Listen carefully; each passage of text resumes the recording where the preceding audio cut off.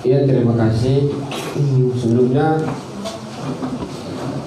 saya barangkali tidak mengucapkan salam, tidak assalamualaikum, tidak salam, tidak salam sejahtera, karena bagi saya salam itu mengindikasikan bahwa kita tidak sedang berdamai. Kita kan berdamai kan? Jadi tidak perlu saya ucapkan salam.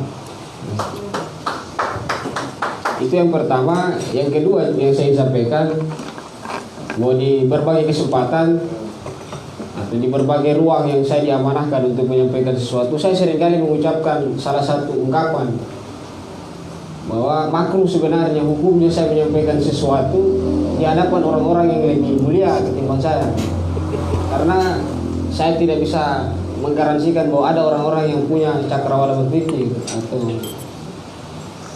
punya kemampuan dalam segala hal itu hari ini kan begitu. Tetapi saya juga cepat-cepat mencari hal yang bisa sebanding dengan apa yang saya sampaikan, bahwa ternyata salah seorang sahabat Nabi bilang, bukankah sesuatu yang mulia jika engkau menyampaikan sesuatu di hadapan orang yang lebih mulia daripadamu, dengan begitu kau bisa diluruskan sebentar. Ya, kalau ada yang salah dari saya silakan diluruskan, kan begitu kira-kira.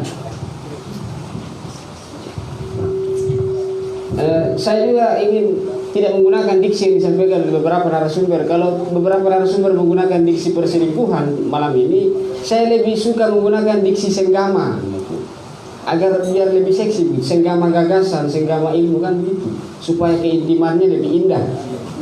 Karena tadi saya dengar ungkapan kawan Muhlis itu mengatakan bahwa keindahan itu kalau semakin diperlihatkan maka semakin tidak indah.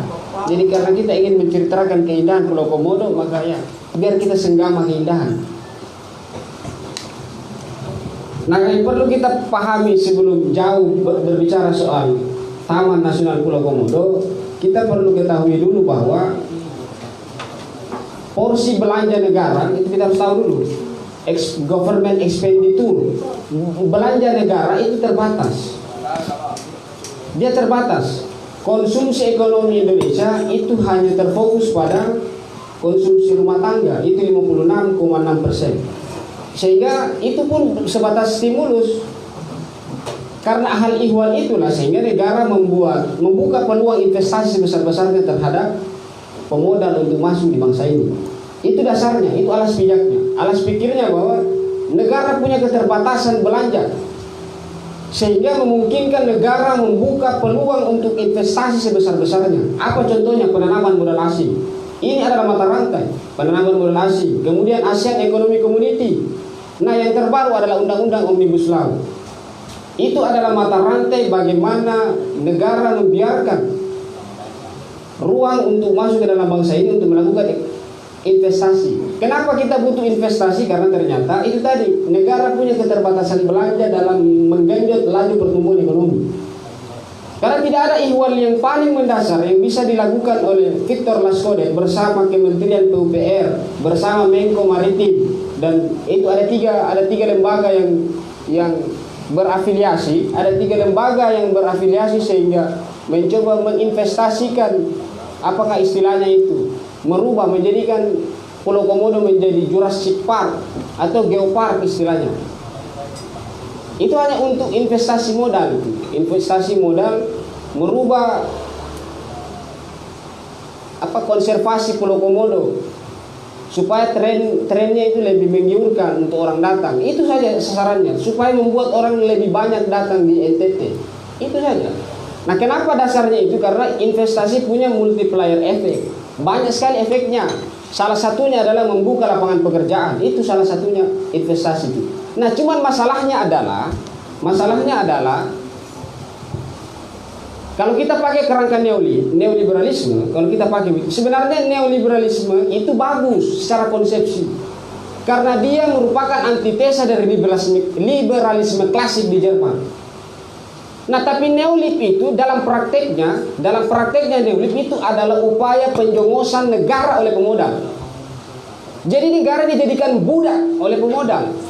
Sebenarnya neolib secara konsepsi bagus, karena dia hadir dan lahir sebagai antitesa terhadap liberalisme klasik di Jerman. Di Friedberg namanya, saya sudah lupa apa lagi namanya, Friedberg, bahasa Inggris juga. Nah, kita ini lidahnya orang timur, jadi susah juga bahasa Inggris. Nasionalis, toh. Nah, itu masalahnya. Jadi ada upaya penjongosan terhadap negara. Tetapi pembangunan Pulau Komodo ini sudah tidak bisa lagi dihentikan. Percaya saja tidak bisa dihentikan karena ada 3 kelembagaan yang masuk di situ. Menko Kemaritiman, Menteri yaitu Luhut Binsar Panjaitan kemarin itu, sama PUPR dan pemerintah kabupaten, pemerintah NTT bersama pemerintah Kabupaten Manggarai Barat. Itu sudah tidak mungkin lagi karena yang pertama, negara sudah mengalokasikan anggaran. Yang kedua, sudah ada kerjasama antara PT Komodo Worldwide sudah ada pembangunan infrastruktur jalan yang masuk sampai di Pulau Komodo. Nah, tadi makanya saya bilang negara membuka peluang untuk investasi, tapi pada saat yang sama negara itu dijadikan jongos dan budak oleh pemodal.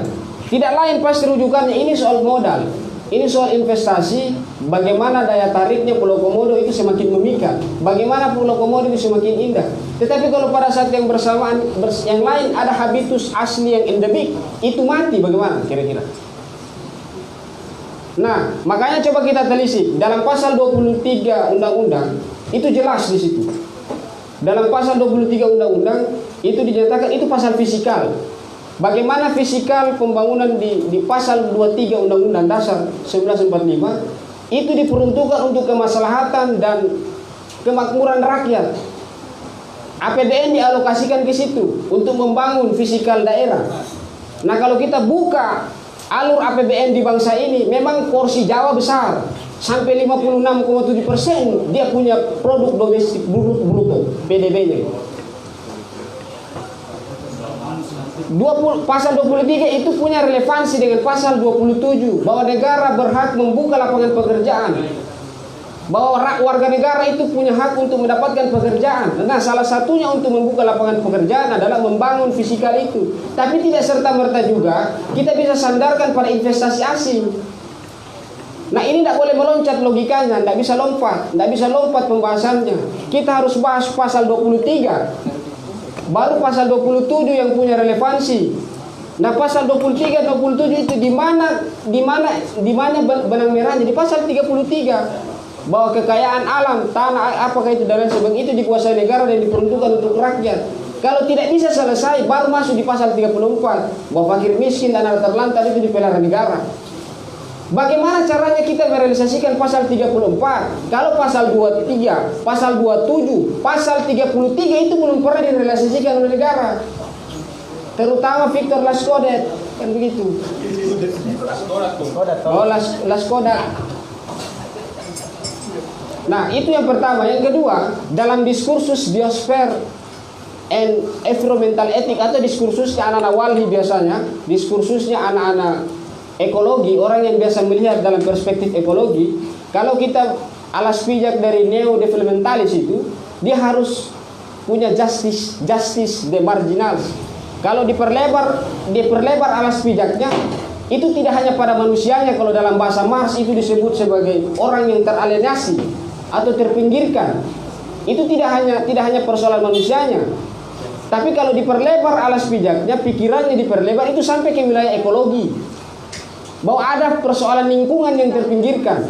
Nah, siapa yang mau bisa mempertimbangkan bahwa habitus yang endemik sifatnya di Pulau Komodo itu mati? Jika ada investasi, jika ada pembangunan infrastruktur demi investasi asing. Ini investasi asing. Siapa kira-kira yang bisa mempertimbangkan hal itu? Toh faktanya tadi disebutkan narasumber bahwa sudah banyak di komodo-komodo yang digelapkan sampai di Surabaya, bahkan sampai ke luar negeri. Itu belum ada pembangunan infrastruktur. Bagaimana kalau ada pembangunan infrastruktur? Makanya tadi saya bilang sebenarnya konsepsi negara itu lompat demi menggenjot laju pertumbuhan ekonomi untuk membuka lapangan pekerjaan. Dia terima investasi asing. Ini kan keliru kan begitu. Tidak ada juga pengawalannya terhadap undang-undang. Apalagi kalau kita mau pakai term agama, oh keliru. Lebih parah kalau kita pakai term agama. Kan begitu. Nah, makanya saya pernah sampaikan di berbagai kesempatan bahwa sebenarnya yang kurang dari kita adalah Tidak ada pengamalan setelah kita dekat dengan Pancasila. Pancasila itu sudah selesai pada poin-poinnya, itu sudah fix. Sekarang yang masalah adalah apa output setelah engkau kenal dengan Pancasila. Apa manfaatnya setelah engkau bilang saya ini adalah Pancasila? Apa manfaatnya? Nggak ada manfaatnya. Toh ternyata engkau melakukan marginalisasi. Toh faktanya engkau melakukan hal-hal yang justru bertolak belakang dengan nilai-nilai yang tertuang di dalam Pancasila. Katanya Pancasila. Makanya saya ragu-ragu menyatakan bahwa kita ini sebenarnya sedang menjadikan Pancasila sebagai dasar bernegara. Toh fakta pada kenyataannya tidak ada orang yang Pancasilais. Sila pertama aja gugur semua orang. Kan begitu. Nah makanya yang di awal saya sampaikan adalah salah satu alasan paling fundamental mengapa negara membuka investasi asing itu untuk membuka lapangan pekerjaan. Itu untuk membuka lapangan pekerjaan. Kenapa? Karena diantisipasi kalau ada terjadi resesi dan gejolak yang rentan terhadap perekonomian bangsa, kita hancur, kita punya ekonomi. Tapi sebenarnya soal-soal ekonomi kita itu tidak terintegrasi, tidak terlalu terikat dengan ekonomi global. Tidak terlalu terikat dengan ekonomi global. Beda dengan Singapura dan Malaysia yang seluruh sektor ekonomi terintegrasi dengan pasar global. Jadi kalau ada gejolak ekonomi, yang paling tajam kena resesi yang Singapura dan Malaysia. Kalau kita belum terlalu parah, tapi sudah ada peluang dengan disahkannya undang-undang Omnibus Law. Itu yang kedua. Yang ketiga, Omnibus Law kemarin itu sebenarnya upaya untuk mendebirokratisasi, upaya untuk mereduksi atau memangkas seluruh model dan tipikal birokrasi kita yang culas. Sebenarnya orang malas investasi di Indonesia. Kenapa? Karena birokrasinya culas. Terlalu banyak sunat-sunatnya. Anggaran 100 miliar sampai ke bawah itu tinggal 50. Itu makanya orang malas invest di Indonesia. Tapi apapun dalilnya, investasi asing itu merusak harkat dan martabat bangsa. Apapun dalilnya, mau pakai teori apapun, hancur bangsa. Karena kita dijadikan sebagai budak dan jongos. Tapi itu sudah berjalan lama bangsa ini. Membayar utang dengan berutang. Bagaimana itu kira-kira membayar utang dengan berutang? Nah, itu yang dilakukan oleh negara ini selama ini. Memang di awal bulan tahun 2020 ekonomi kita itu bertumbuh sampai 5%. Sebagaimana yang dijanjikan Jokowi itu kan, Mr. Joko Widodo itu menjanjikan bahwa ekonomi kita akan paksa untuk naik sampai 7%. Kan begitu, sekalipun saat badai resesi pandemik menghantam itu dia kurang dari 3%. Yang menjadi catatan adalah pertumbuhan ekonomi Indonesia itu masih didominasi oleh pertumbuhan rumah tangga, konsumsi rumah tangga. Belum pada sektor-sektor pariwisata, belum. Dia masih didominasi oleh itu, bahkan 56,6%. 56,6% itu sektor konsumsi rumah tangga menguasai pertumbuhan ekonomi. Nah, kalau asumsinya membuka peluang pariwisata, kan komodo kan saya tidak terlalu spesifik kan begitu, tidak terlalu spesifik soal apa manfaatnya kalau apa manfaat dan mudaratnya kalau dibuka itu dikasih pasar bebas di situ, pasar di Pulau Komodo. Ya, yang jelas, yang pastinya ini soal ideologi, ini soal cara pandang kita melihat bahwa ternyata negara ini sudah jadi budak. Ya, saya takutnya nanti NTT jadi budak juga. Karena dipimpin sama orang yang tidak punya gagasan. Nah, saya ingat senior saya bilang begini, kalau seluruh sumber daya dan kekayaan alam Indonesia yang diperuntukkan untuk kemakmuran rakyat, mestinya satu ons dari kekayaan sumber daya alam itu diperuntukkan untuk menciptakan satu otaknya manusia Indonesia. Itu senior saya sampaikan tuh.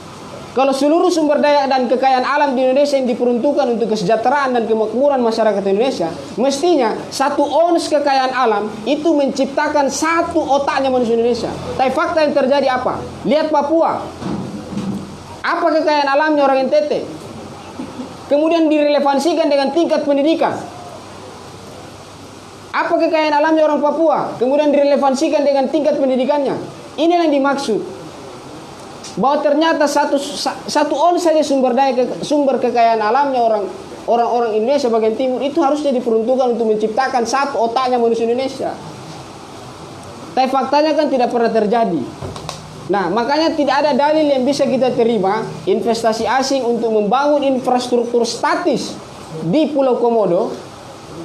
Itu adalah upaya untuk apakah kapitalisasi sebenarnya istilahnya kalau teman-teman ini, yaitu kapitalisasi. Apakah modernitas itu selalu ditandai dengan pembangunan infrastruktur statis? Ada hotel-hotel, ada jalanan yang bertingkat-tingkat. Apakah itu yang dimaksud dengan modernitas? Kalau itu yang dimaksud dengan modernitas, maka selama ini Nurholis Majid salah.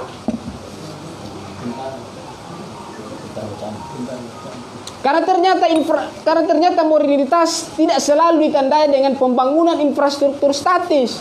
Kalau kita lihat Cina atau Amerika, jauh sebelum dia membangun infrastruktur statisnya, dia membangun dulu infrastruktur dinamisnya. Nah, kita terbalik. Kita bangun jalan bertingkat-tingkat, itu hanya untuk meminimalisir kemacetan. Ini kan ngawur. Nah, itulah saya maksud. Kalau saya semakin lama cerita, nanti semakin banyak bola api keluar dari saya punya mulut. Jadi saya pikir itu saja yang dapat saya sampaikan. Jadi dalam pendekatan kebijakan tadi, bahwa ini sudah tidak bisa lagi dihentikan, kecuali banyak sekali kelompok-kelompok muda dan kaum intelektual di NTT sana yang melakukan penolakan terhadap pembangunan infrastruktur untuk menghancurkan habitus endemik di Pulau Komodo. Ini perlu dilawan. Saya kira tidak ada masalah kalau dilawan. Kan begitu. Victor juga itu manusia, bukan dewa. Victor gubernur NTT itu bukan orang yang duduk-duduk di langit sana, tidak. Dia manusia. Pasti dia memiliki nurani kalau diberitahu. Jadi saya pikir itu saja yang dapat saya sampaikan. Lebih dan kurangnya saya mohon maaf. Kalau yang terakhir saya harus ucapkan salam, jangan sampai teman-teman marah. Assalamualaikum warahmatullahi wabarakatuh. Salam dan salam sejahtera.